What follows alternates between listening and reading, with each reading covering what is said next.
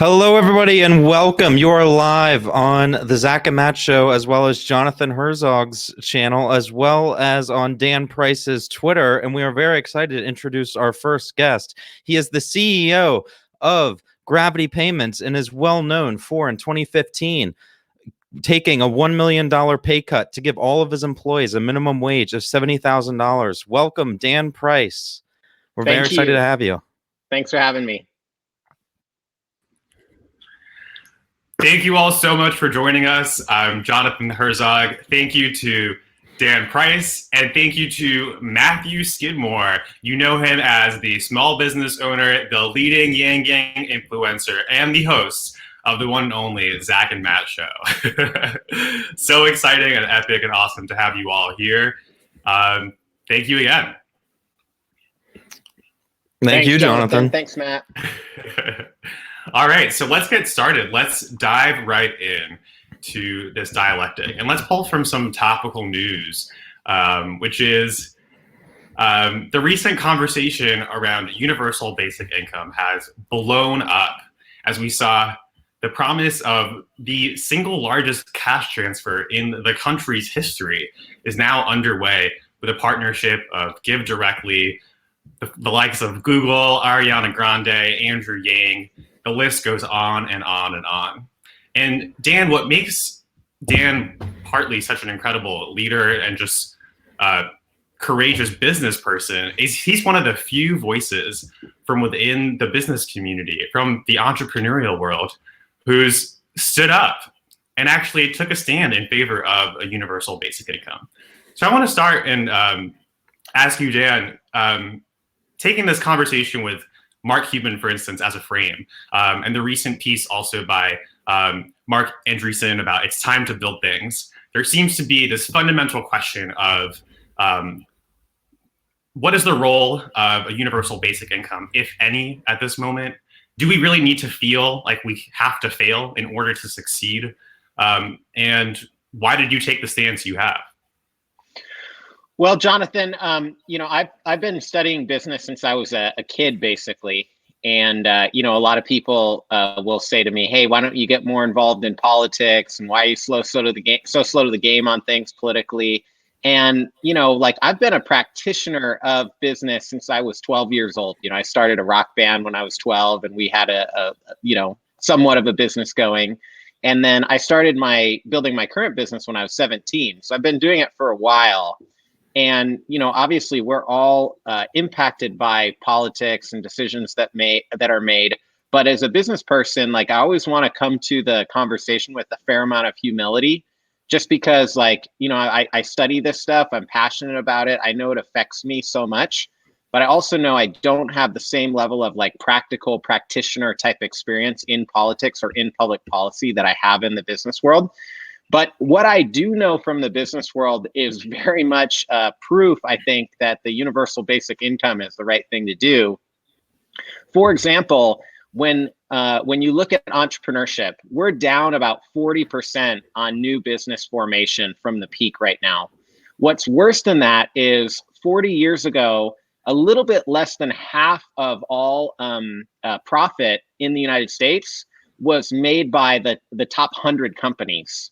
That's gone up to 90%. So it's basically doubled in the last 40 years. So you have new business formation at a low point, number one. And number two, you have all the profits being concentrated in a few technology companies and a few other companies that take more of kind of a monopoly approach to life, where they don't really want competition. In my world, the biggest, probably most influential book of the last 20 years is a book called 0 to 1 by Peter Thiel, who's probably the most influential person in Facebook's culture. He's the co-founder, along with Elon Musk, of PayPal. He founded Palantir, which is a big, government security contractor. And in this book, 0 to 1, he kind of has 2 points. Number one, the only people that matter are billionaires. If you want to matter in life, you have to be a billionaire. And there's really no other way. If you're not a billionaire, in his mind, I think, I don't want to overstate it, but it's almost like you're a second class of person that's somewhat subhuman, sub-billionaire human. And then the second point that he makes is that competition sucks, that competition is not a good thing, because He wants to become a billionaire. He wants to influence other people to want to have this winners take all mentality where the billionaires are the only ones that matter. And you can't become a billionaire unless you can act with impunity. And competition is kind of a check on business where we as consumers have choices. But if we have choices, then they can't take advantage of us in the same way. And you can't become a billionaire, according to Peter Thiel, and I believe him, unless you can act with a certain level of impunity that comes with a more of a monopoly style business. So that's all. Dan, isn't this impunity the magic of Section 230 and the rise of the internet? And I mean, all the great innovation and digital technology is because we struck the balance in favor of innovation and growth. And aren't we reaping the benefit of that? Yeah, but I want to set all of that as context for a very key question. What's something that bridges the political divide? Well, one thing is new business formation. It doesn't matter if you're a Republican or a Democrat or a libertarian or a democratic socialist or anything else. One of the only things that all those people have in common, if you take out the Peter Thiels of the world, is we can all agree that having businesses form and be successful is a good thing. It creates economic mobility. It creates decision making that's close to community rather than, several steps removed. And if you go to people and you say, why are you not starting a new business? Why are you not going out there and becoming an entrepreneur? There's two answers, always. It's like 99.999% of the time. And the number one answer is always the same. Any guess what it is? Scarcity or some I can't do it, can't even money. Make ends meet now. Yeah. Money. I need the tiniest amount of money. It's not a huge amount of money, but I need a little bit of money. If I just had a little bit of money, I could start my business, but because I don't, I can't. Then the number two reason, any guess? Time. Healthcare. Entrepreneurs, somebody that wants to start a business, they can find time. They have the ingenuity, they can find the time to make it work. But if they don't have the money for some very small basics, just not big things, just some basics, and they're dependent on their employer or the big companies for the healthcare advantage that big companies bring to the table. And so I think that is the genius of the UBI. And I think how, many people like Andrew Yang, but frankly, as you've pointed out, many people for a long, long time have been advocating this. I know you've pointed out how, Martin Luther King Jr. Advocated for this. And I know going way back to our country's founding, this was always a goal of some of even the founding fathers. So it goes way, way back. But the genius of it in terms of me, who I'm not a public policy expert from a practical practitioner standpoint, I'm a business person. I'm an entrepreneur. I work with entrepreneurs all the time. There's probably about a dozen entrepreneurs right now that have, $1 million+ companies that I mentored through the stages of signing their first customer or doing their first big deal or getting their product stood up for the first time. And these are the things in my circles that I see. Those are the two things. So if we in a systemic way like UBI could solve that basic small amount, it gives people freedom. And I think that's another thing, that across the political divide, from a democratic socialist to a Democrat to a Republican to a libertarian and almost everything else, people love freedom. They accuse each other of not liking freedom and all that. But if you really go to the people and talk to them that associate in those ways, they love freedom. UBI gives freedom. UBI equals freedom. And I think that's the message, but it's freedom to start a business. And also having that basic public policy of providing a healthcare for everybody, that presents freedom too. And I think that's the point that somebody like Mark Cuban misses when he says you have to have the failure hurt more to create a certain amount of desperation. In business, we accept a very common principle, which is whatever got you here in your business will not get you there in your business. And a lot has changed in the last 30 or 40 years. When those ideologies were developed, they probably were more defensible 40 years ago, frankly. Like, for somebody to say that 40 years ago, when we were coming out of FDR's world rather than Ronald Reagan's world, like, that made a little bit more sense, because we had more of a social safety net, and you had more people around you that were kind of part of the same class of human being. But now in Seattle, where I live, it's just heartbreaking, because we see this kind of subhuman ideology impacting people, in the sense that there's homeless people right next to our office in Ballard. And, we're, of course, been closed for 5 or 6 weeks now. But when we are open, we have this really nice, beautiful office. And then next door, there's a bunch of people that have no place to live. And so that ideology kind of playing through the system, we need a reset. We need this kind of human-centered capitalism or democratic socialism or whatever. I don't know the labels. I'm not into all that stuff. I'm just a practical business person.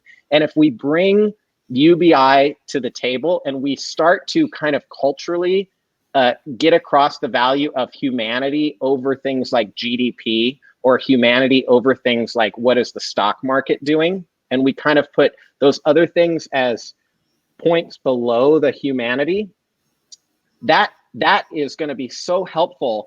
And where the rubber meets the road is if we put UBI in place and we put healthcare measures in place for people, we're going to see small business, entrepreneurship, innovation explode. We're all going to benefit from it.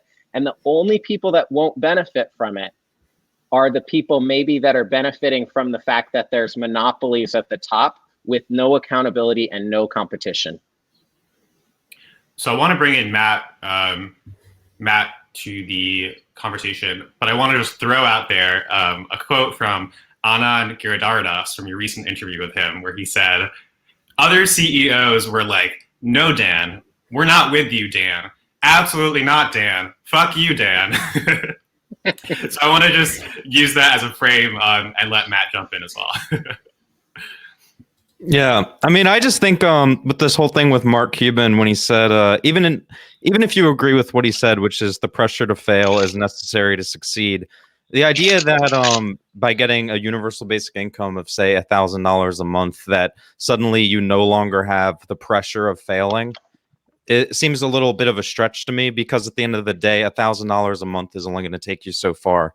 And even if you get an extra $1,000 a month and you do take that money and you want to try to invest it or start a business, there's still a risk associated with that. You can definitely still fail. It's not like you have a blank checkbook with millions of dollars. It's $1,000. So I think it's kind of just an oversimplification.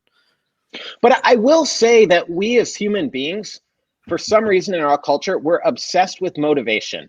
So I was giving a speech one time at the Inc. 5000 conference, right? So these are the 5,000 fastest growing companies, private companies in the United States. And they were talking about how if you pay everybody $70,000 a year, they won't be motivated. They won't want to do anything. They won't want to advance their life. And so I asked the crowd, I'm on stage and I'm like, well, what motivates all of you? Let's just get like 4 or 5 people to jump in. And it was like, oh, I want to change the world. I want to make the world a better place, all that kind of thing. And I was like, and what motivates your employees, right? These are executives, CEOs, owners. And they're like, well, they just want to raise. They don't want to get fired. Like, we have to keep them kind of under our thumb in like a desperate way. These are very successful business people that think that. And one of the things, there's a case study on gravity payments that they teach at Harvard Business School. And when they teach that at Harvard Business School, they teach about how we have this kind of unhealthy and misguided obsession with motivation. Because most of us are intrinsically motivated. Most of us actually have something we really care about that we want to make a difference in. And all of us pretty much want to get better at things and want to be part of something better, like bigger than ourselves that we care about. But it's not motivation that we have to fix in the United States. It's actually capability and license. And so when you give somebody a UBI or when you give somebody a $70,000 minimum wage, all of a sudden they're able to think long term. They're able to invest in their long-term future and success in a way that increases their capability. Case in point, there's a gentleman named Jose Garcia at Gravity. And after he got the raise, he moved close to the office. He started, exercising. He kind of like started doing like fitness blogging, and he's lost 120 pounds. Yeah. Since he got the $70,000 minimum wage. And the experts would have told you Jose would have, gained weight. He would have lost motivation, all that. But it's really capability. And then the other part is license. When I was talking to Anand yesterday, and I'm glad you brought that up, there was a gentleman that came on after me to talk to Anand. And he said the phrase, "I don't matter." Like us at the bottom, we don't matter. Right. And I think that with what we're paying and how we're kind of treating people in our society, we're basically telling more and more people that they don't matter every single year. And we're marketing that to people and they don't believe it. And that's where the license comes in. So with a UBI, there's an implicit message. You matter. I want to invest in you. I believe in you. And I think about Fred Rogers, Mr. Rogers. He said, you matter. I like you because you're you. And he believed that you could only grow if somebody accepted you and invested in you just the way you are. We have right now a culture in the United States that's based on shame and guilt and cancel culture and all these things. And this is the antidote to that, is telling people every single month to the tune of $1,000, you matter, we're trusting you. And Fred Rogers, they were going to cancel his show. They were going to cancel PBS. And he went to the Republican senator that was the most powerful person. And he said, we as kids, you have to learn to trust people. I'm going to trust that you're going to read what I wrote very carefully and consider what I'm saying. And you could see the light turn on for that guy who wanted to cancel PBS, where all of a sudden somebody trusted him. Somebody put faith in him that it was surprising. This is a powerful man, the chairman of the committee. And just hearing Fred Rogers say to him, I trust you enough that I want to invest in you. I believe you. It shifted his mindset. And at the end of the presentation, he said, you just got your $20 million of funding for PBS. So a lot of these kind of like different nodes that seem like they're not really connected, where like we believe in shaming each other, we believe in tearing each other down. If we can start to have a culture of investing in each other, in trusting each other, and also we have to understand that just because one person does the wrong thing, if 999 people do the right thing, the cost of enforcement to make sure that one person doesn't do the right thing, and we're going to hurt all 999 to prevent that one person, it doesn't make any sense. It's not logical. I mean, it's similar to the idea of like, if you cut young childhood education, then you have to increase the funding for incarceration, and you're making humanity suffer, and you're breaking the hearts of moms and dads and sisters and brothers and kids.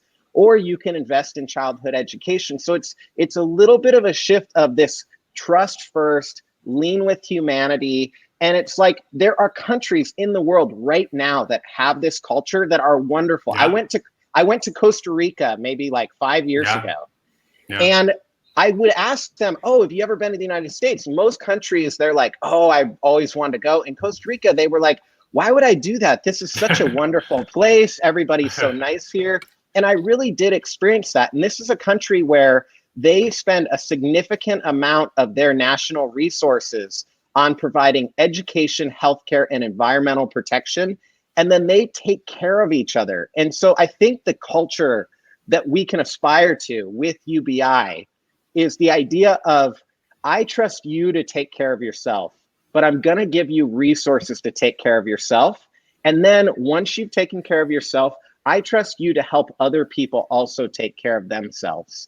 I think if we can kind of shift to that, it incorporates, people that maybe have been part of the Trump movement, people that have been part of the Bernie movement, people that have been a part of the Elizabeth Warren movement, and so many other movements. And it kind of brings them all together in a way where we can flourish together as a society. And you're going to see more entrepreneurs out there like me in that environment. Right now, you say, why aren't there more people like Dan? Well, we're kind of teaching people in my profession to slash and burn, trust no one, take everything that you can for yourself.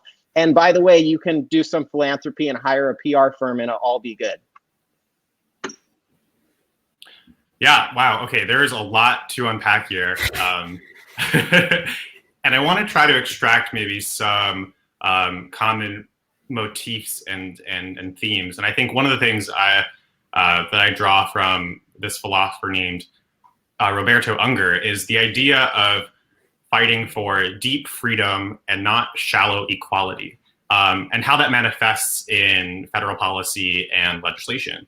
And so I thought one interesting example is when you set this floor, this 70,000 floor, which, by the way, I thought it was hilarious how you mentioned how you were looking at the behavioral economics research on it and kind of were like, oh, it's like 75, so I'll set it at 70. But actually just so fascinating because we actually invented this entire field. And the author of that HBS case was my thesis supervisor, actually, Michael Norden. Yeah, I know Mike. Yeah. Him and I have traveled together and spoken together. So that's how I know Anon as well. Yeah. That's amazing. That's amazing. Yeah. But so this entire field was actually just like invented kind of out of whole cloth. And it just illustrates how we can challenge some of these intuitions around, for instance, the drivers of happiness, the drivers and the structure of incentives within firms and within business formation, because now we have more data and we have more tools like prospect theory and loss aversion and the entire field of that Kahneman and Tversky invented to do that. So when you set it to 70K, you'd mentioned that some folks were kind of frustrated because, you know, they were in the trenches and they kind of had to grow in the ranks and, fight the fight to get the promotion. And there's a kind of similar critique from the left about a universal basic income, as opposed to more tailored or targeted or means-tested solutions, in that it's like, what? You're going to give $1,000 a month to everyone, regardless of where they are or who they are? How is that fair? And so it's really interesting. What is your notion of fairness, and how do you bake that into policy? Is it fair because it's the same across the board, and the way we're financing it is actually going to make it the most progressive federal policy? Or is it fair if it's, again, to that particular employee, well, I went through the trenches, so they must too. This sort of retribution idea that someone else has to suffer because I did. It's kind of like hazing is what it reminds me of. Right, exactly. And I remember, when I came up in high school, I was homeschooled until like kind of middle school, high school. But I remember how, there was hazing that would happen. And literally one time a guy told me if I didn't give myself a wedgie and pull it over my head, like he would do it. And he was serious. You know what I mean? I won't tell you how the story ended, but he was really serious. And I remember thinking like, I am just not going to do that when I'm a junior or senior in high school. But the critique is fair in the sense that if you were hazed or if you didn't have enough, it's not fair that somebody afterwards has a better life than you. But at the same time, isn't that why we're here? Isn't that why what we aspire for is to help the next generation be better? I think that we've had a history and a tradition of that in this country.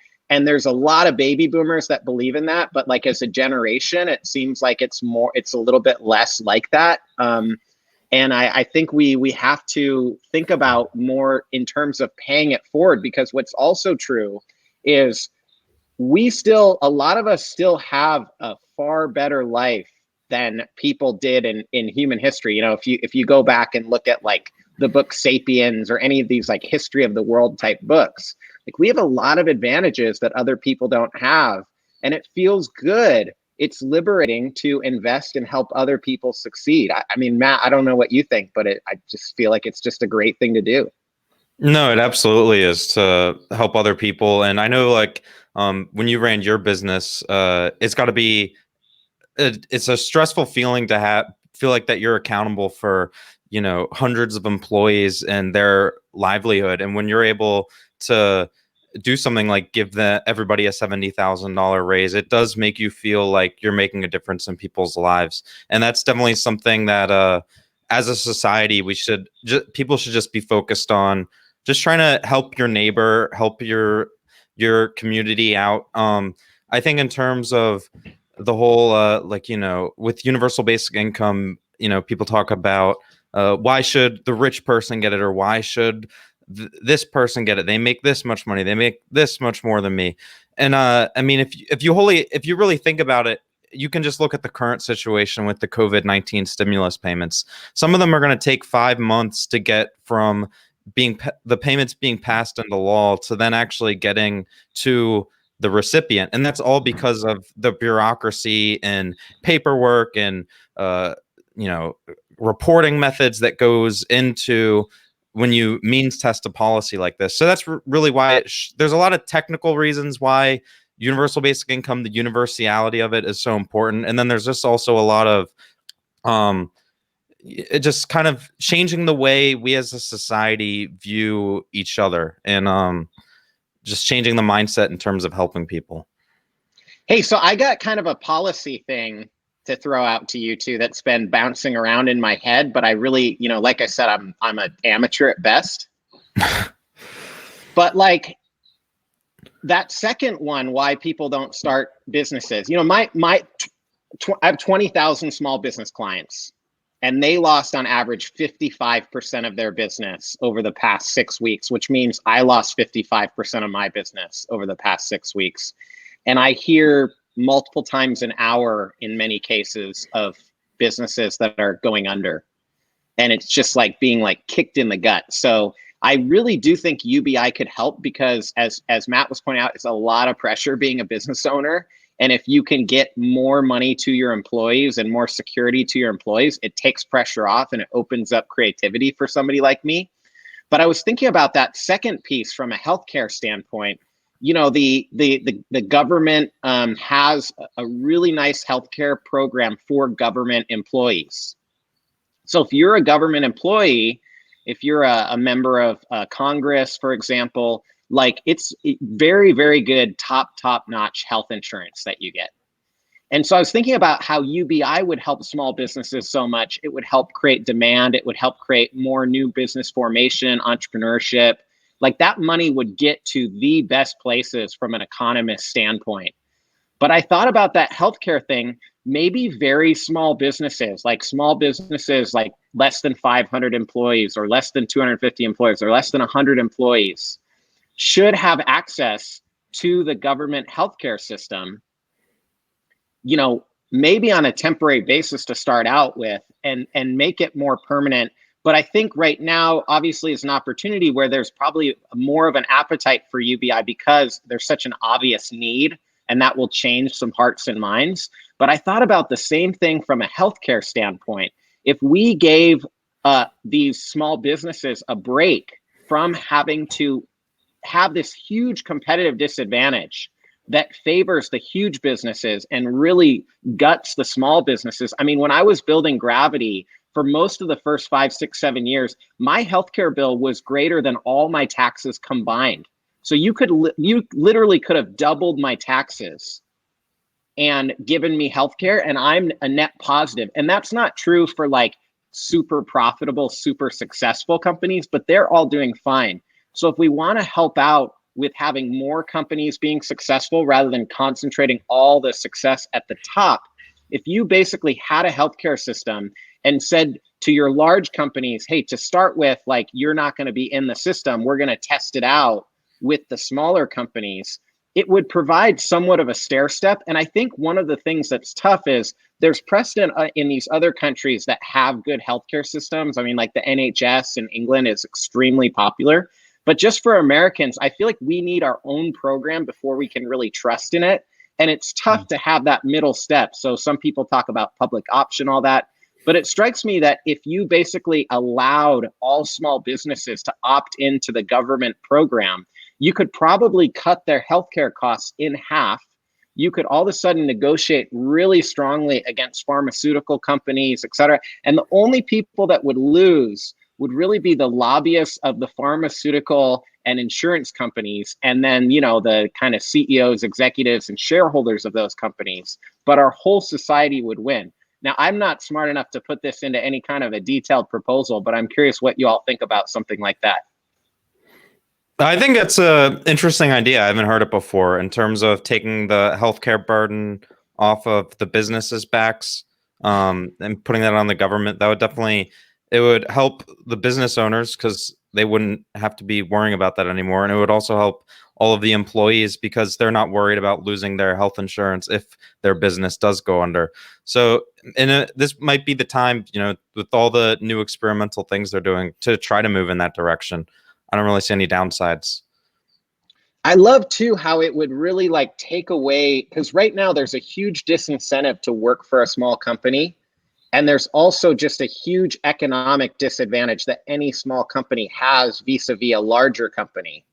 And I think, you know, we need a few policies that are kind of laser focused at fixing that. One that I particularly like, that has not gotten a lot of traction, is Elizabeth Warren was proposing this idea that companies over $1 billion in sales, if they did something that caused a problem for somebody else, if they harmed somebody else, they would be financially liable. So if a big company did something and you were harmed as an individual by it, or your company was harmed, you could actually sue that big company. And the reason why that's important is that huge companies have so many armies of lawyers, which small companies don't. And so they can kind of figure out a way to be very harmful and belligerent in their activity, but in a way that doesn't technically break the law. And so there's no catch-all. And then we create these types of systems where the small companies don't have the lawyers to be able to get away with this stuff. So they have the disadvantage. The big companies that have the lobbyists and the lawyers, they can kind of do whatever they want, and there's no way of holding them accountable. So I really like the idea of doing whatever we can to help our small businesses to be more viable, looking at just how dire the statistics are right now. Yeah, absolutely. Jonathan, I kind of have a question for you. What do you think with the whole issue with the small business grants, in terms of they passed it a few weeks ago as part of one of the phase bills, and then just the other day they refunded the small business programs, but they only funded it for 2 days, and really they should have passed that bill a week ago. And it seems like that the big corporations are always prioritized first, and the small businesses, they get the back end of the shoe, even though that the small businesses employ, I'm pretty sure, more people than the big businesses. And the big businesses in these types of situations, they're usually going to be fine. It is the small businesses that are most at risk to go under. How do you think from a government perspective that we can actually have our lawmakers prioritize small businesses and people over corporations? This is a fundamental challenge, and I think Dan has been one of the most outspoken and really concrete and specific on some of the key failures of the small business bailout rollout. And to your point, Matt, there's a real fundamental divide. If you're a large multinational, publicly listed firm, you're getting cold cash and like infinite capital. And if you're a small or medium enterprise, you're getting possibly, maybe, if you jump through many, many hoops and the bureaucracy, some loans. And these are important steps. We have to be not grateful, but we have to celebrate when people come from across the aisle and actually accomplish something. But I mean, it's shameful. But I think it just illustrates the importance of, I think what is so powerful about this movement is we really look to root cause analysis, right? We look many, many, many steps upstream. And I think one of the most prominent ones, one of the most powerful, influential ones is in campaign financing. And Larry Lessig has really, kind of led this fight for public financing of elections, and a reform of the Electoral College and gerrymandering and ranked choice voting. But really fundamentally, publicly financed elections and democracy vouchers, which I guess Dan can actually maybe speak to, because one of the only real test cases we have in the United States is in Seattle. But I think that, again, none of these things are fundamentally panaceas, not the UBI, not even publicly financed elections. But I think the power of, and the value that we add is, again, in thinking like many, many, many steps back into what are the root causes for why in the first place a legislator would preference the interests of a hedge fund or a PE firm or a multinational tech firm over the interests of a small business. Well, and just for everybody out there too, just to break down some of the technical details of this legislation, the PPP program that was part of the CARES Act. So it's administered through banks. Banks get, I believe it's a 5% fee for administering it. They take no risk. So like if a bank, doles out like $1 million loan, they take no risk and they get paid $50,000 to do that. And then they also have the ability to decide where that money goes. They get to decide who's first in line and who's second in line and who's third in line. And they want to go to the people that have the closest relationship with them, that they want to protect that relationship with, for two reasons. One is just strictly like a sales, business development, relationship building reason. They want to protect their revenue and they can say, hey, I'll hook you up and you hook me up. And so it's a bit of a unspoken quid pro quo. But the second one is even more nefarious. The second one is that they'll go to people that owe them money already, that they have a previous lending relationship with, and they'll give them that money first, because we basically given the banks kind of the God power to decide who gets the money and who doesn't, even though they have no risk. And they're saying, instead of taking this money and putting it to the highest public good, which they have under the legislation no duty to do, and that's criminal. Like the banks should have had some duty to put the money where it was most needed and to put the people that are most in need at the front of the line. They didn't, so they did the opposite. And they gave the money primarily to people that already owed them money. And that money is fungible. So they want to save the companies that owe them money already. So if you have a business where you're small and you're not the most sophisticated, you don't have enough money to have like a chief financial officer and a fancy lawyer and a fancy private banker, you basically have a very little chance of getting to the front of the line over all those other people. But what's also true is that's the business that needed the money most. And so that was the failing in the legislation, is basically allowing the banks to decide who's at the front of the line, and knowing full well that the banks would choose to give to the money, not to the people that need it the most, but to the people where it would benefit the bank the most. I saw on my Twitter feed, and somebody can look, and I forget the gentleman's name, but he has an online pet supply business. So they're up 50% because of COVID-19, which he shared publicly. Because, if you're in an online e-commerce business right now, you've really benefited from shifting all the purchasing from being in person to be online. So he's up 50%. His business has never been more profitable. It's never been better off. And Chase said to him, hey, we can get you $300,000 of free money, no strings attached. We will have the taxpayer pay for your payroll for the next 2 months. And because of that, we're going to take that money away from somebody who maybe lost 80 to 100% of their business, doesn't have the sophistication, because we're trying to build our relationship. Thank God for him. He called them out on Twitter. It's Chase Bank. But I would say if anybody out there is with Chase Bank, we just need to pass laws and make this not possible, because right now the incentive is for this nefarious behavior from the likes of Chase Bank.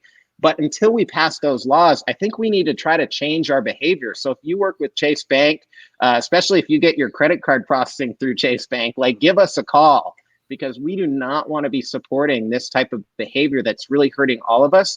In the coronavirus, we weren't prepared. So right now there's a certain amount of making up the rules as we go, and that's dangerous. And we need to be able to trust each other. So when people are acting in bad faith so clearly like those, we have to have some way of holding people accountable. Yeah, so I'm running for Congress in New York's 10th district, which is the world's financial capital. It covers Wall Street, the investment management firms, the corporate law firms. Literally covers Wall Street. It's also where 1 in 6 people live in poverty. And to your point, you can look across the street and you have squalor and public housing on the other side, a luxury development. So it's this really stark kind of microcosm of these winner-take-all forces, the financialization, the automation. But I want to kind of hone in on something you alluded to, and maybe because you're working in fintech, right? And one of the things I kept thinking about was, well, what about internet money? What about crypto?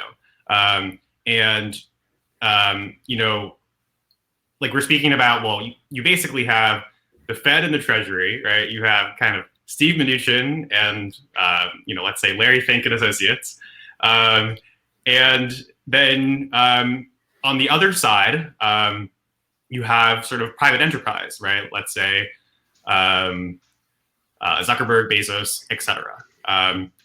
And what entity or what institution would you have the most faith in? And perhaps it is you as a small business owner, right? Somewhere in the middle there, caught in that midst. But what role, if any, do you think that cryptocurrency or just internet money or a different model itself might play in this?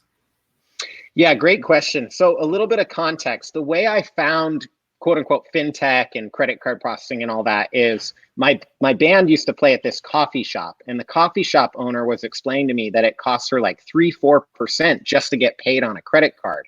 Right, and that just seemed so unfair. Like it was her 4th highest cost of doing business after like things that we know are expensive: rent, employees, and cost of goods sold. And that didn't make any sense to me. So I'm like, okay, that seems wrong. And so we jumped in. That was kind of the first thing that we did. We said, we're just going to charge half of the margin of everybody else in this industry, not have sales reps necessarily that are like commission based. So like our sales reps are salary based. So we don't have that extra fee. And then a lot of our sales, our top way of getting sales is via word of mouth referral. So that was the first thing, is like, just allow the small business to accept any form of payment they want. So we aggregate, Visa, MasterCard, Chase, Bank of America, PayPal, Apple Pay, Google Pay, all these things. So small business can take whatever they want. So any of our 20,000 small businesses, if they started to say like, we want to go the crypto route, we want to accept crypto, we can turn that on very quickly, and people in our industry can turn it on very quickly. So the rails are there, the infrastructure is there to do it.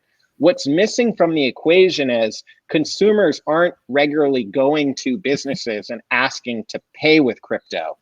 The second thing that we do, which we shifted, because at first there were all these big, monopolies and payment processing companies that were overcharging merchants. We wanted to prevent that. And that was kind of like our big bad wolf, for lack of a better term, as a company.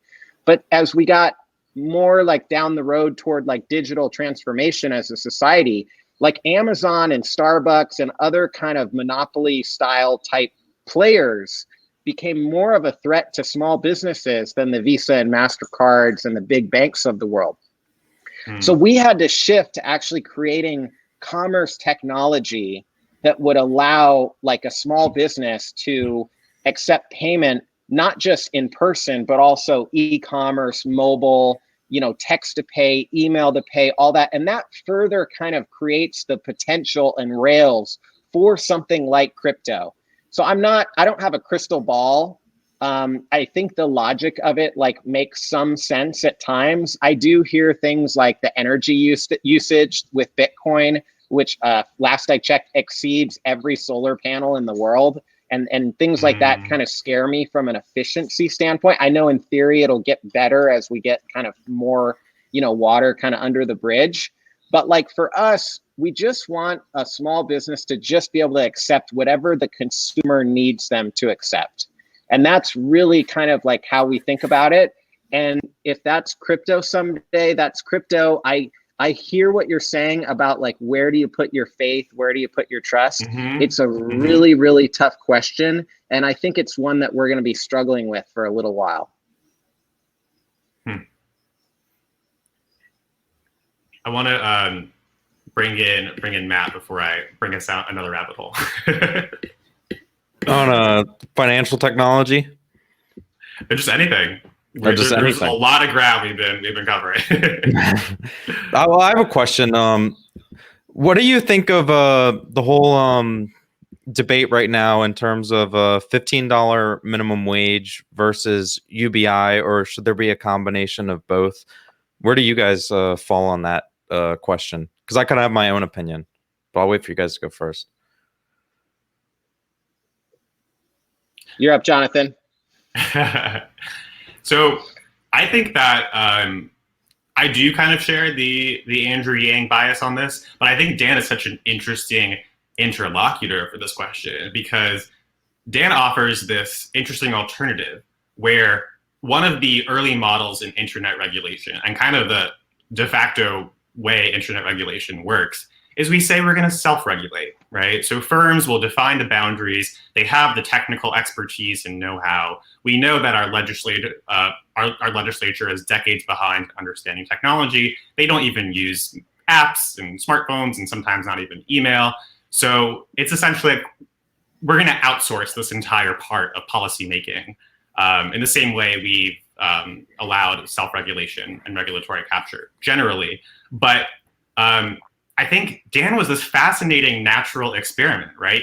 Like you don't often get the case where you just like inject, like you have this strong control group and then you have this strong variable where you're like, suddenly, there's a $70,000 minimum income floor. And one of the most fascinating things I found, Dan, in your discussion of it, I haven't looked at your data, but just from your anecdotal representation, is you saw these second and third order effects that you may not have even expected. Like you talked about increase in home ownership, an increase in birth rate, an increase in savings rate. And now these are some of the promise, right? Some of the empirical promise from some of the work done in Kenya and other developing countries, and also some of the projects and experiments in UBI in Canada and the United States from a number of decades ago.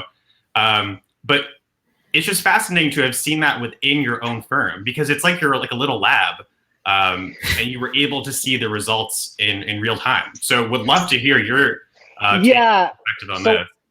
I had initially one goal when I did the $70,000 minimum wage, and then my goal shifted quite a bit. And I succeeded at my first goal and I failed at my second, failed miserably. Okay.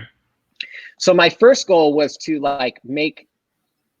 make all of our lives, myself included, at Gravity better.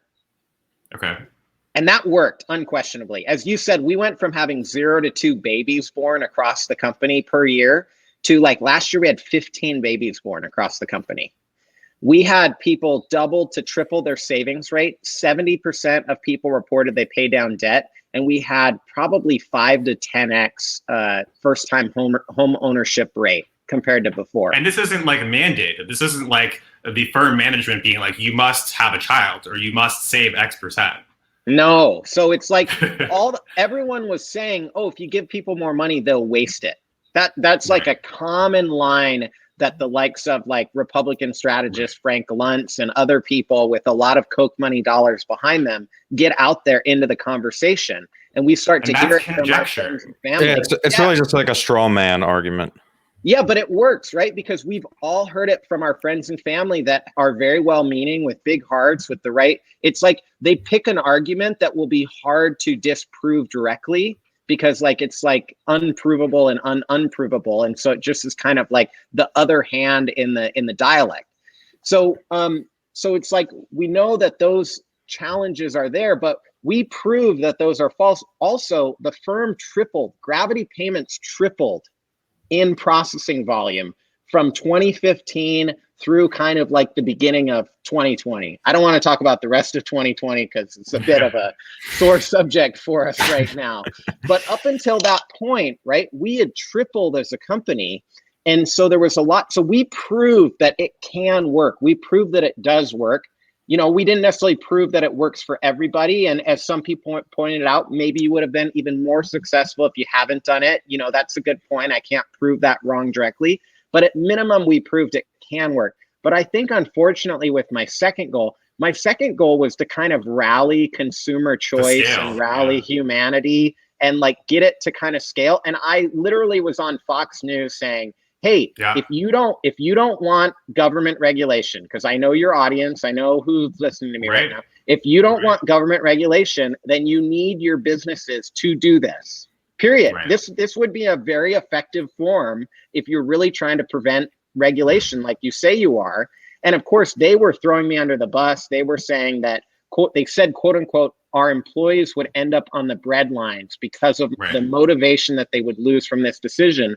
And unfortunately, the second thing that we proved was that companies won't en masse volunteer to do something like this. You have to have a forcing mechanism. So I got a random call from a woman that her name's Megan Driscoll, and she's in Boston. And she told me about how she was doubling the minimum wage at her firm. And that was so inspiring to me. And that made me think, oh, this can spread. And, you know, I got one just a month ago, somebody that I don't have permission to name yet, but a pharmacy in rural Missouri that's like doubled their lowest paid employees from like $12 an hour to $24 an hour. And like using the principles in my book, Worth It, using the principles that I'm putting out there through my various, you know, places where I'm writing, and showing that it works for other companies too. We've had, you know, dozens of examples of this, but it just takes a few bad companies to kind of like poison the well for everybody else. And that's why you do need some kind of democratic, systemic solution. And I think if you just raise the minimum wage, I think you need some way to subsidize that in the short term for small businesses until the economic activity and the demand picks up. It'll pay for itself in time, but it takes probably, I don't know, 6 months or 6 years or somewhere in between to really filter through to, like, for example, one of my neighbors is Cupcake Royale. She's been one of my longest standing customers. She's got she's been with Gravity for 16 years. And you know, she just talks about how she literally can't afford the type of minimum wage that she would like to. And so all of a sudden, if you're concentrating all the wealth with the wealthiest companies, you're taking it all away from the small businesses, and you take away an employee's choice to be able to work for a small business that can't afford to pay them as much because they think it's a better career opportunity. That's problematic. It's probably still on the balance the best thing to do. But if you put some of these compensatory measures in place, if you started to pick up the tab for healthcare for small businesses, if you kind of like phased in some type of tax credit for small businesses to ease the burden from the minimum wage over a 1 to 5 year period and then phased it out, I think some of those bridges could bring that together. I think if you get small businesses behind a high minimum wage, or even just a historically kind of normal minimum wage, because right now we're low, if you get the small businesses behind it, I think it would become politically, you know, passable. I think it would go, because right now the last line of defense for people that are against it are pointing at the small businesses. Small business, exactly. And I also wonder if you started with UBI and then you did minimum wage second, if that would be another way to accomplish the same thing. Because I think the UBI would disproportionately help the people at the bottom. A lot of the small businesses that are like my friend Jody of Cupcake Royale, they're the people at the bottom in terms of their employees and everything. So if you started with the UBI and then phased up the minimum wage second, that'd be another way to get there. So I don't want to take any steam. I really admire the people with like the Fight for 15 movement and the people with the minimum wage movement. I'm not against you. I'm 100% appreciative of what you're doing, but I'm just trying to say from a business person's perspective, here's a path to get there where you could get the business community behind you, and you wouldn't have people like me who are in general so supportive, worried about my friend Jody and her losing her business because of the legislation. Yeah, I think you touched on a lot of good points there, and especially this whole idea that people having their income levels raised is going to make them lazier. It's just a bunch of hogwash.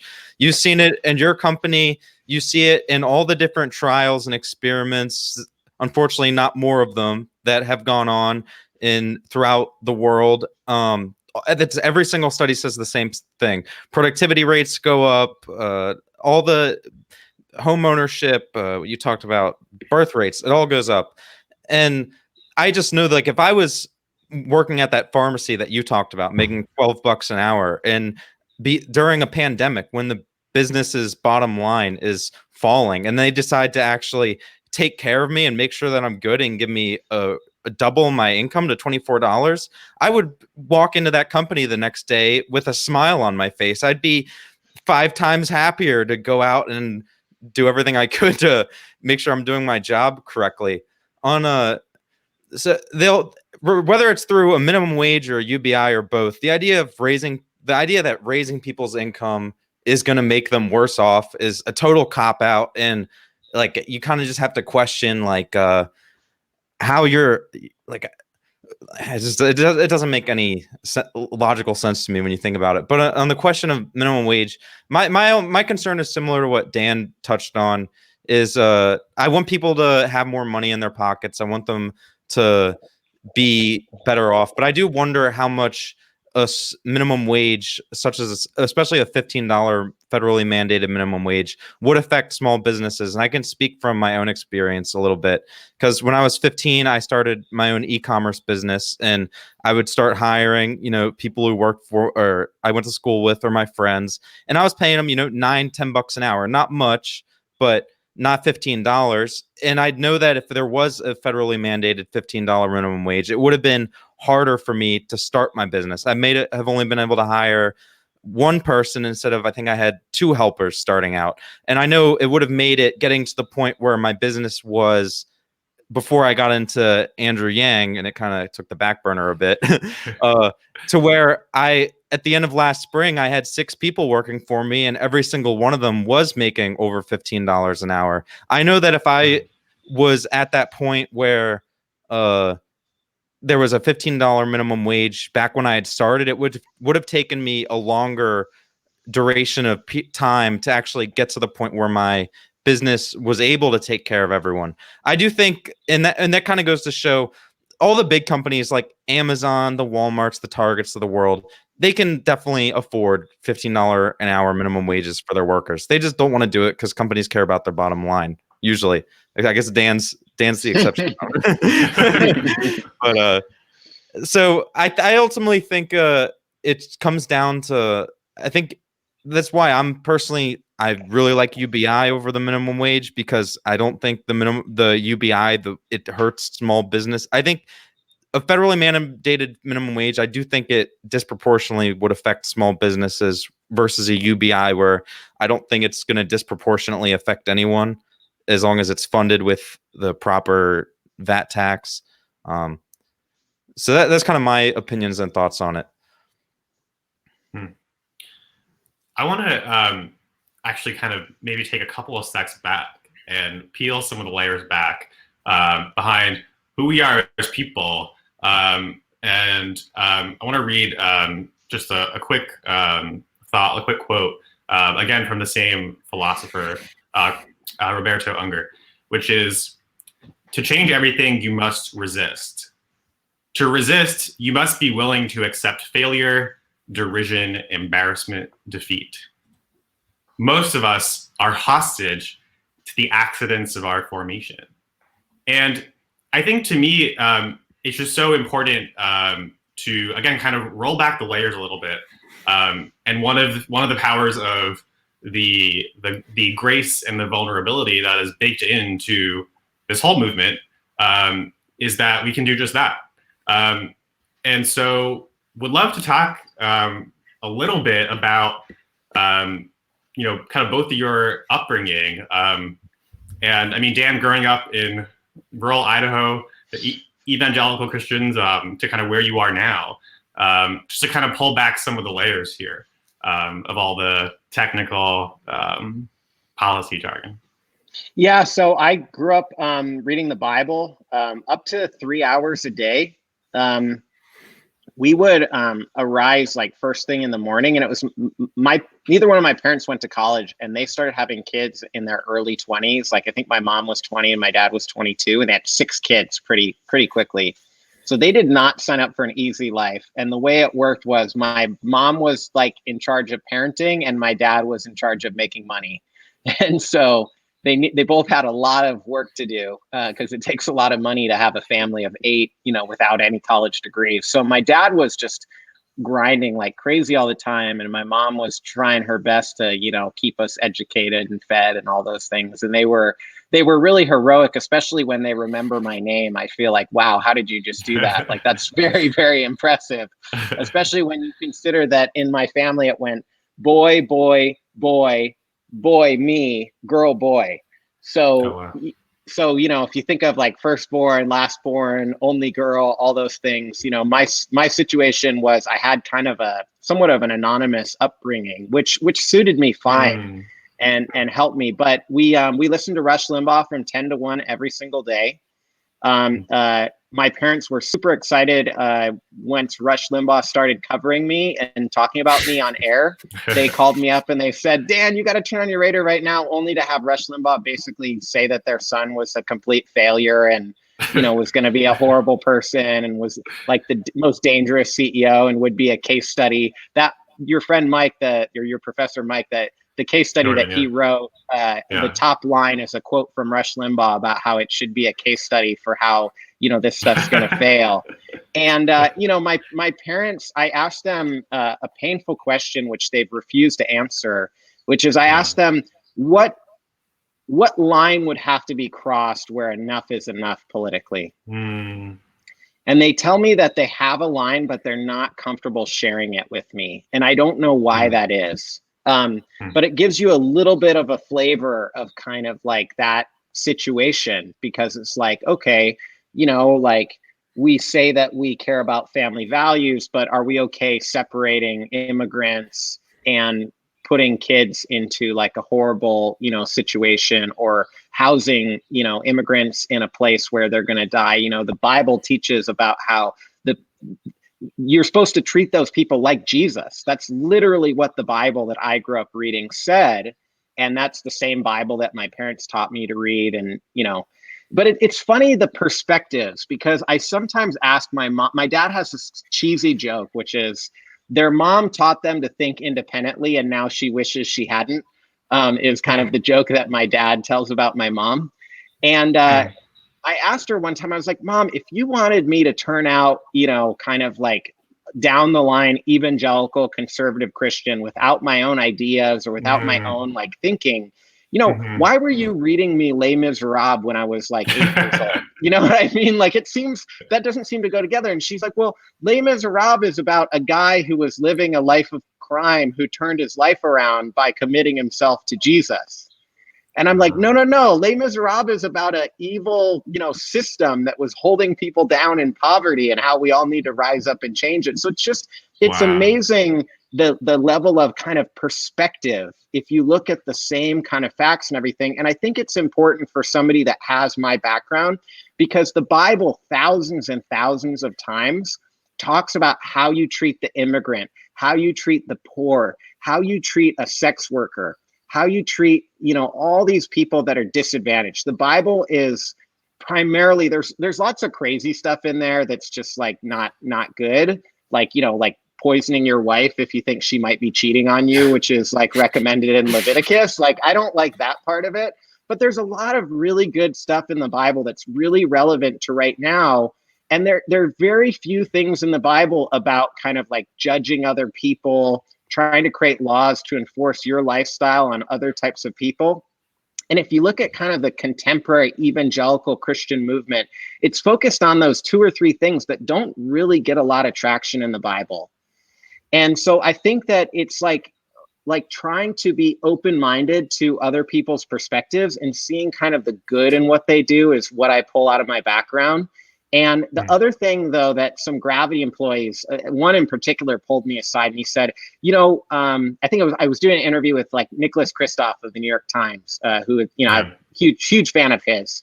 And he was asking me about like, how much do you think like your decisions at Gravity have to do with your conservative Christian upbringing? It's impossible to know the answer to a question like that. And it's kind of easy when a reporter asks you that just to be like, oh yeah, it goes along with this verse and that verse. But I had a Gravity employee kind of pull me aside and be like, I think you're far more influenced by the people around you right now, the small business customers of Gravity and the 200 people like me that you work with every day. And like some of those people are Trump voters. Some of those people are Bernie voters. Some of those we love diversity. You know what I mean? We have like fundamentalist evangelical Christians who work alongside, somebody who just went through a gender transition, and they love and support each other. They don't see each other as enemies. You know what I mean? They don't see each other as like infringing on each other. And I think that is like what most informs like how I am today, is like all of those different people coming together, being vulnerable with me, being honest with me. It's a huge gift as a CEO to have people be honest with you, because it's really easy to collect people around you that are going to tell you what you want to hear. And having, that guy pull me aside that day and say, don't say that to Nick Kristof. You know what I mean? Like, that's wrong. Like, I had that blind spot. I needed to hear that from him. And I think maybe at times I, and probably a lot of us, make a little bit too much of our personal backgrounds and forget the community that's around us right here and now supporting us, which still includes my parents. My parents are my best friends. You know what I mean? Like, I'm not going to stop being best friends with them over politics, but I have a lot of other best friends that are involved in very different movements from my parents that probably are more relevant to how I see the world today. Wow, a lot there. Want to bring Matt in and then kind of push on some of those. Yeah, this is hard. This is gonna be a hard one to follow up. No, I'm good at ranting, Matt. I mean, I could talk a little bit about like religion. Similar to you, Jonathan, I was raised in a Jewish household. I attended Hebrew school from like the age of 4 all the way up till I was confirmed when I was in 10th grade. I had like a bar mitzvah and all that. So, but I think back on it now, like, first day of they call it Torah for Tots, is the kindergarten or preschool version of Hebrew school. I can't think back now and being like, oh yes, that was the moment where I got all these great values instilled upon me, and that's made me into whoever I am now. I can't remember back that far. I think Dan makes a really great point in terms of it is a lot of who you have around you. I have a close friend of mine. He's struggled with drug abuse. He's about 31 years old, but he struggled with drug abuse, his entire adult life. And I think on issues like drug reform, that's given me a lot of perspective and seeing how the various proposals thrown out by politicians on either side would help or hurt him. One of the women who worked for me at my company, she was a single mom, a young single mother, and who still lived with her family, and kind of, but not in the best domestic situation. And so you kind of you look at all these people in your life, and you kind of wonder, why isn't the system? It seems like that the system, as Bernie Sanders kind of says, and I agree with him on this, in the greatest country in the world, the richest country in the world, why is it that we have millions of homeless people, that like veterans that are homeless on the streets? Why do we have such high levels of crime and violence? And you begin to like look around, and you wonder why the government can't just function and from a policy standpoint that where the economy really does work for everybody. And I think that there are ways to do that. And from kind of just a logical perspective, that's what I look at it from. Like, there's no reason that things can't be wherever there's no reason we can't have a system where everybody is rising instead of one segment of people rising and another segment going down. Everybody can have their lives improved.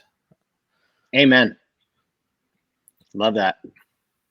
So I want to hone in though on a little bit of, I'm fascinated by these, I think we all are, like these like juncture points, right? Where you have this fundamental fork, this fundamental choice. And then to your point, to both of your points, all of your set of experiences and values and core beliefs, and really critically, the people around you and the thickness of those social relationships.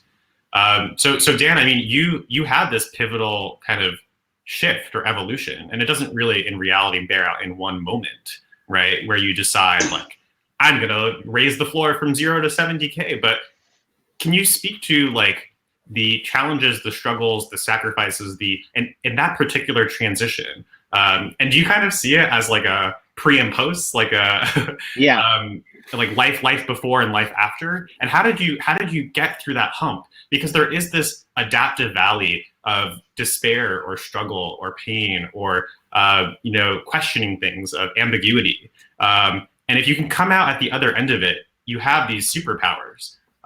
And so just walk us through, give us some light into that process. Well, I'm going to say that I think that we're all brainwashed a little bit, like everyone, like I am. And I try to become just slightly less brainwashed as much as possible, because I think that's, well, I just think it's really helpful, right? Because, we like, Noam Chomsky has written about this a lot, but like there's so much like sense of conformity that's taught to us, first of all. But then secondly, if you look at like some of the research around like confirmation bias and how we have the ability to basically tune out 99.9% of information and take in the 0.1% of information that reinforces our beliefs. When you put those two together, like that's a powerful force, and every single one of us is subjected to that. And Daniel Kahneman, has done some work that suggests like learning that happened to you doesn't necessarily help you not do it, which is very counterintuitive. Yeah, so it's like, just because like I learned about that, like I have no now ability to be arrogant and be like, I'm not doing it and you still are. Like, in fact, the opposite's true. And so when you put those two together, I think you have to some degree conclude that we're all subject to some amount of brainwashing. And the way that we think the hierarchy goes is, first I think it, then I do it. And I think that the way to overcome the brainwashing is actually the opposite of that. And that's what's so counterintuitive. So I think my actions lead my thoughts because of that confirmation bias. Our brains are trying to prove to ourselves that we're a good person, that we made good decisions. So whatever decision you make, like your brain is a powerful force to justify that decision. Decisions are generally made emotionally. And like the 70K decision, I knew all of the statistics. I had read Daniel Kahneman. I had read all that stuff for years before that. Why didn't I put it into practice? It was an emotional moment. I was on a hike with a woman named Valerie Molina, and her and I used to date. I was in love with her at one point. This was afterwards. We were friends. But I always thought about the financial divide between me and her and how it made our relationship really difficult. She is an amazing person. She served 2 tours in Iraq, 11 years. She enlisted in the Army when she was 18 years old. Single mom, like just everything that you would think you would want to like value in society, and everything that UBI and other things do value in society. Like she had all of it. She works hard. She was entrepreneurial. She was a GM of a spa. And then on the side, she was taking like work, like managing homes and pets and things to make extra money. And she told me about how a $200 rent increase was throwing her life into chaos. And I was just so emotionally upset that I made like an emotional decision. You know what I mean? Right. As crazy as it sounds, I had all the logic to support it ahead of time, but I needed that emotional domino. And now, having gone through that experience and having kind of lived to tell about it, both, truly and also metaphorically from a business standpoint, like it shaped my beliefs more so than my beliefs shaped it. And I think that's the important point for the audience is if you want to change your thoughts, if you want to, for example, be happier, if you want to be more altruistic, if you want to be more connected, if you want to work higher up Maslow's hierarchy of needs to like self-actualization, like what you need to do is actually risk and sacrifice. And you can train yourself, you can train your brain to see that when you take a risk or a sacrifice to invest in humanity over your own ego, then you can backfill the logic for why that was a good decision, and it can encourage you to make those decisions. So, it's just like something simple like, doing something nice for somebody, like giving somebody something. That's what I love about this, kind of direct cash program that you were promoting at the beginning of the show, is because like just doing something good for somebody else leads your thoughts and shows you how much it can help you. And that was the order of how it went for me. So the reason why I agree with you on the pre and post is because I'm a completely different person, but it was less about evolution decision. It was more like decision and then evolution. And that's the leap of faith that we have to take. And you can apply that to like Medicare for all. You could apply it to UBI. You could apply it to basically saying that education and opportunity is going to be a human right. You could apply it to campaign finance reform and say, we don't want the people with all the money having all the political control. We want the political control to be distributed. You can apply it to all of these things. We have to find, as a society, those little moments of progress, those decisions, if we can make those decisions. And that's why elections have such big consequences. Because when you elect somebody that goes against your values, it shifts the culture, it shifts the values. The good news is those things can change if you start to pass laws and have elections that aspire to kind of the highest values of Americans rather than some of the more kind of like instincts that are negative. And I think the basic debate between me and Rush Limbaugh that we've been having for the past 5 years is, I think people are capable of good if they have resources and if they have leadership and if they have a good culture to support it. And Rush believes, I don't want to speak for him, but it seems like he believes basically everyone's bad, so you should be bad first. And that's the difference.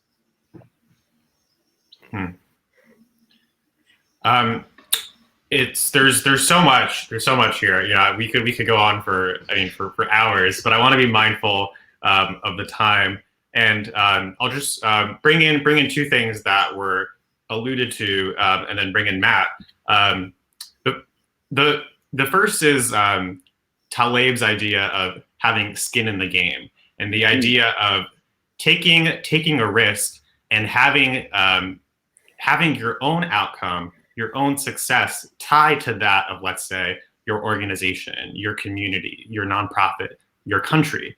And I think that was just really profound and really has a lot of implications for how we design incentives and systems and institutions to make sure that, again, this kind of fundamental principal agent problem, where let's say in the case of business or management, you're not a public firm, but you can have a corporate board and management that are acting upon or representing the interests of stockholders and shareholders.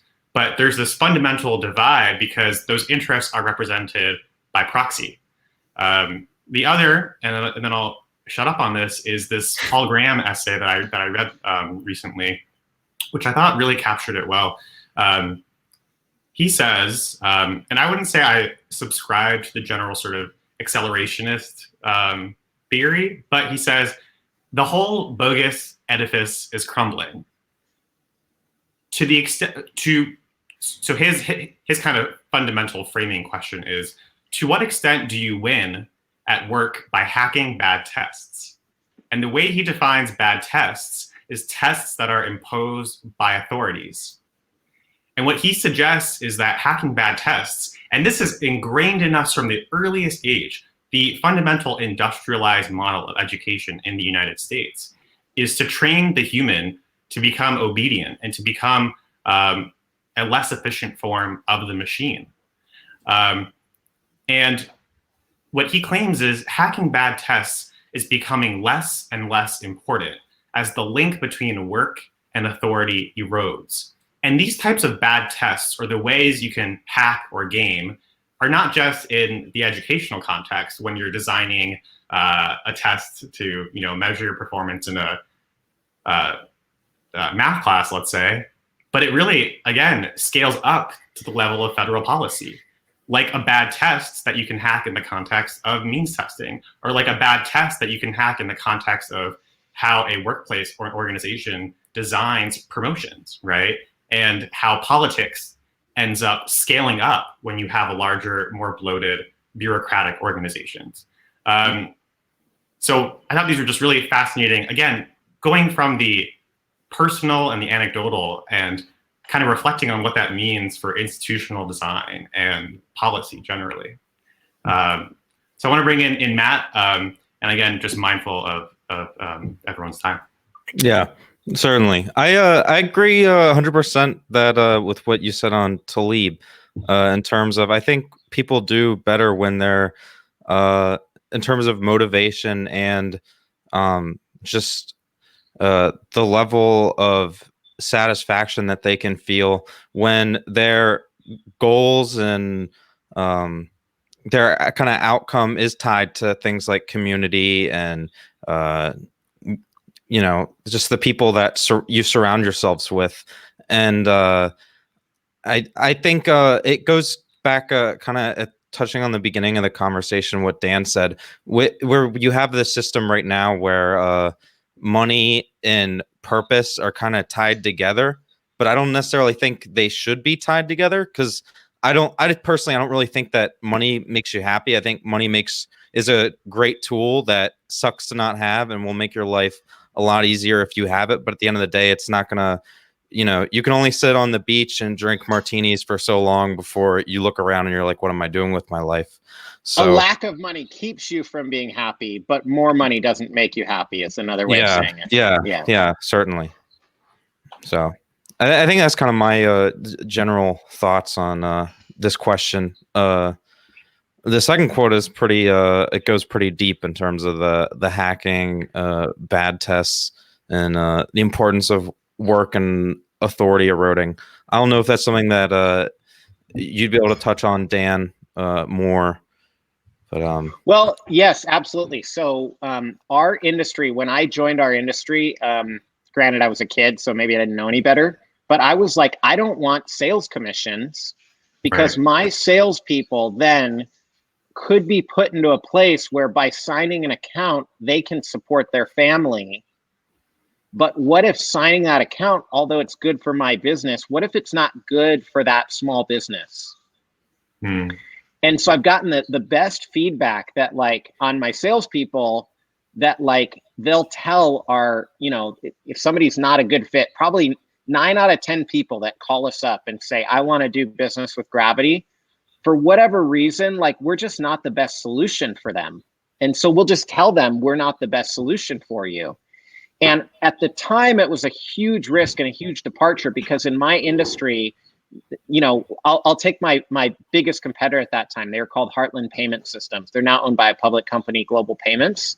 And they were kind of like considered the gold standard, because they didn't pay any salary. They didn't have any guaranteed income for their salespeople, but they at least paid for some healthcare. Like, they at least had like a split in healthcare. Every other company, the salespeople got nothing, no healthcare, no guaranteed income, like nothing at all. And the other thing that was crazy was that competitor, Heartland, if you looked at their employee base, 80% of their employees were commissioned salespeople. 80% of the total employees for the company. And so like with our team, it's like more like 20% of the employees like work with sales or something like that, and they make no commission. And that was why. It was because there are these tests where all of a sudden, if you say, okay, the merchant, the small business needs to be a fit for us as a company, or I can't pay my mortgage, you will find a way to kind of cheat the info in your head with that incentive and make it good. And so I think that, Nassim Taleb touches on some of the solutions, but I also think that UBI touches on that, because I think if there's an incentive to do wrong or to cheat, but there's not a need to, a lot of people will not do wrong and will not cheat.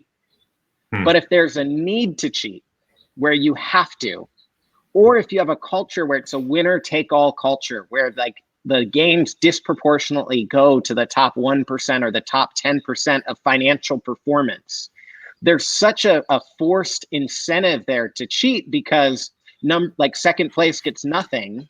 Right. And you see that in like Tour de France, right? Lance Armstrong. It's like, well, everyone's cheating, so everybody has to cheat.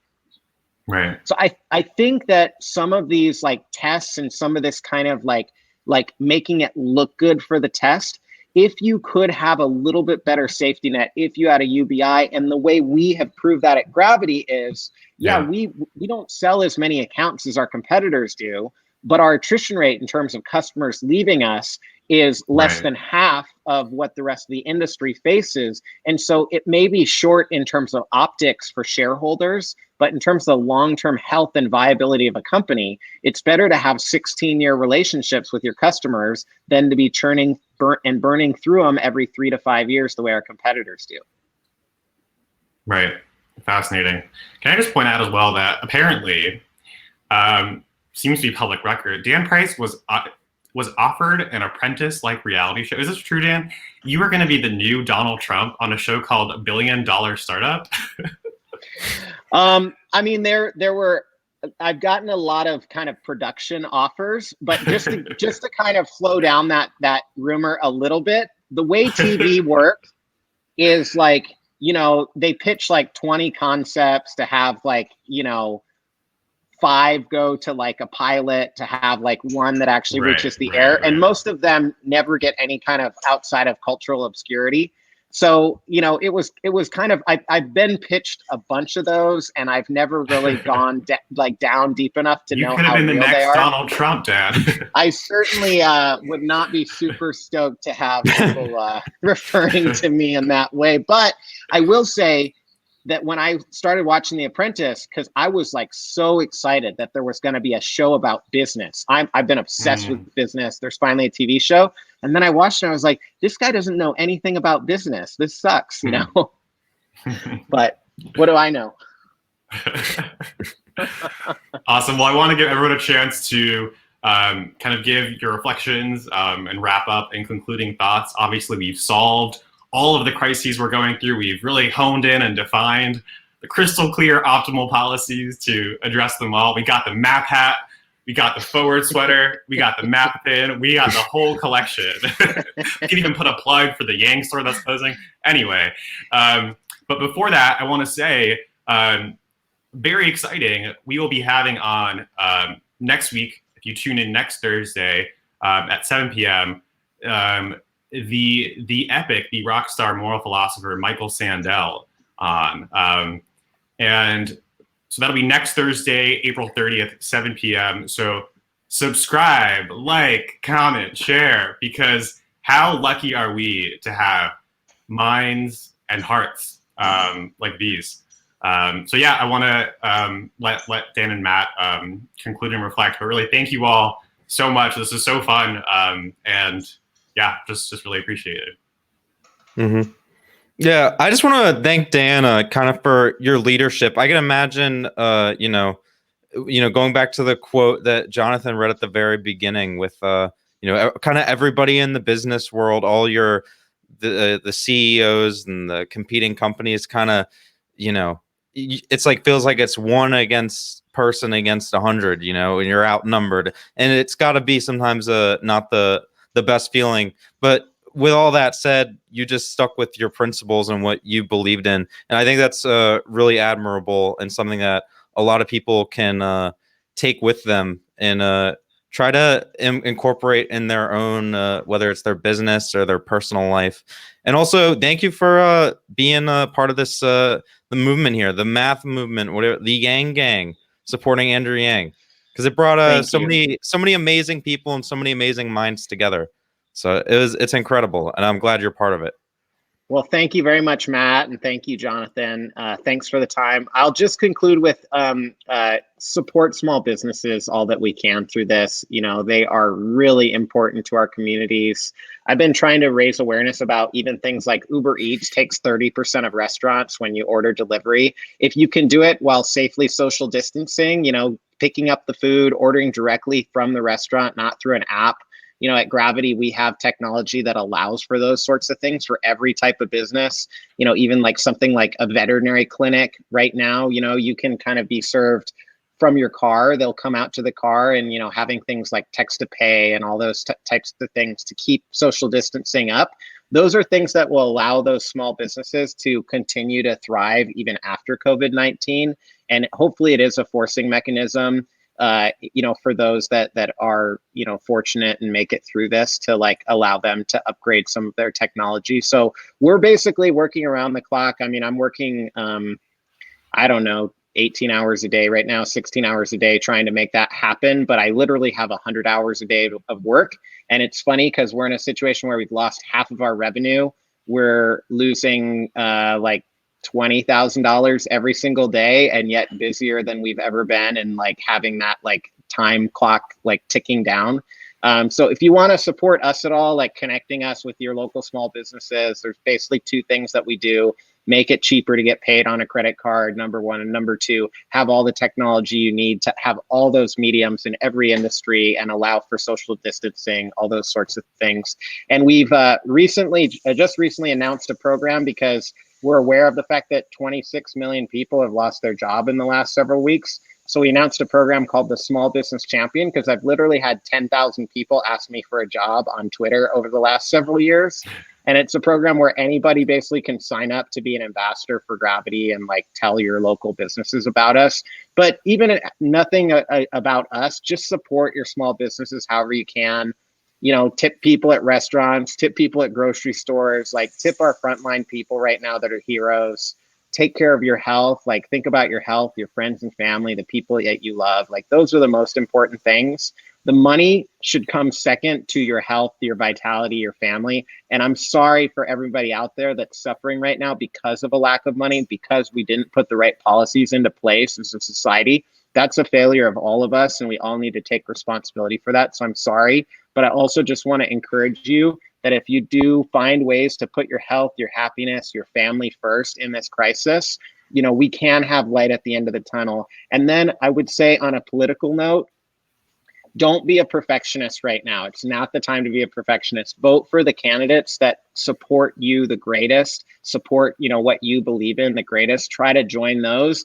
And even if, you know, your favorite candidate, you know, didn't make it or whatnot, like that sucks. And I'm sorry to hear that. But I will still say that these elections just have such serious consequences. So if you're out there thinking that you're just going to opt out politically, you give all the political control to the people at the top who are not aligned. Those are the only people that aren't aligned to your interests. And be skeptical about, you know, the messages that might be aligned to their interests, because they have a huge amount of resources, funds to put into misinformation. They start, you know, these kind of nonpartisan think tanks that throw out, you know, bad ideas and get us talking about things that benefit them. So think about that, focus for yourself, keep an open mind.